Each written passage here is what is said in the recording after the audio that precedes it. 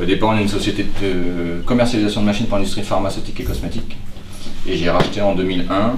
Et en 2003, on a switché par la fabrication de machines. Et du coup, maintenant, on fabrique nos propres machines pour l'industrie pharma, cosmétique et agroalimentaire. Qu'est-ce qui a fait que vous avez décidé de passer à la fabrication de vos propres machines? Qu'est-ce qui a vraiment été déterminant? On n'arrivait pas à trouver le constructeur qui répondait correctement au cahier des charges des clients. Donc vous avez dit on va faire nous-mêmes? On a fait les premiers protos qui sont là, et ça a marché, du coup on a... Alors c'est essentiellement l'emballage, c'est ça? Que le conditionnement, remplissage... Pas les flacons, hein? Non, remplissage, bouchage, étiquetage, étuyage, et après un peu de machine spé d'assemblage suivant les demandes de clients. D'accord. On a créé la gamme Ineof, c'est la marque de nos machines. Ah. Du coup, voilà, ça permet de dissocier. Maintenant, PGF et Ineof sont à peu près sur le même niveau. Les clients parlent plus d'Ineof que de PGF. Mais c'était vraiment pour pouvoir balancer s'il y avait quoi que ce soit. En fait, on restait PGF et Ineof, on était de côté, quoi. Mais on commence à aller concurrencer en Allemagne pour tout ce qui est cigarettes électroniques. On vend beaucoup en Allemagne. Donc on commence à aller grignoter leur part de marché. Concurrencer les Allemands sur leur propre territoire, ça m'intéresse. C'est en fait l'industrie des cigarettes électroniques qui a pris les flacons de collier, et puis, ils ont mis leur glycérine, leur truc dedans, et nous maintenant on fait le remplissage, le bouchage et l'étiquetage, et maintenant on va jusqu'à l'étuyage parce qu'il y a une nouvelle norme qui leur oblige, quand il y a des produits avec de la nicotine à l'intérieur, de mettre en étui. Alors vous disiez que le marché était déjà saturé en France, il était déjà saturé alors que c'est à peine quelques années, quoi.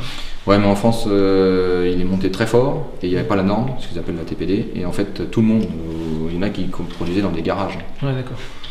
Et du coup, maintenant avec la TPD, ils sont obligés d'inscrire leurs produits et tout, donc c'est un coût, et du coup... ça fait du ménage. Voilà. D'accord.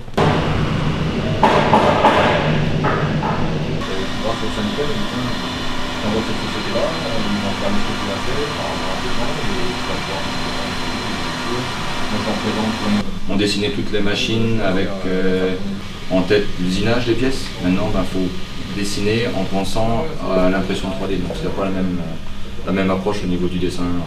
Et le tournage 24 chez nous. D'accord, ah ouais. En fait, ils s'en servent comme outillage pour positionner les flacons? Pour tout, pour prendre des ventouses, vous pouvez faire du souple, vous pouvez faire du dur, vous pouvez faire ce que vous voulez avec. Deux filaments, et ça vous la trempez dans l'eau chaude, et là l'amidon il est dissous et vous avez une pièce complètement parfaite. Et je l'ai payé 42 € en usinage, et là je suis à 4,50 €.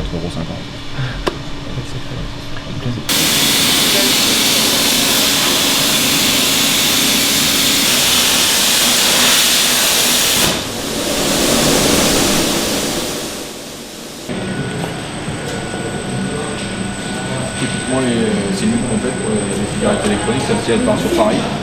En fait ici on a pris c'est un fabricant allemand, et le fabricant allemand en fait à l'intérieur c'est une base de PC, c'est Windows, du coup c'est encore plus simple. On met TeamViewer dedans et ça coûte une fortune au départ par rapport à un automate standard, oui, mais sûr. Nous derrière ça nous... le retrouver.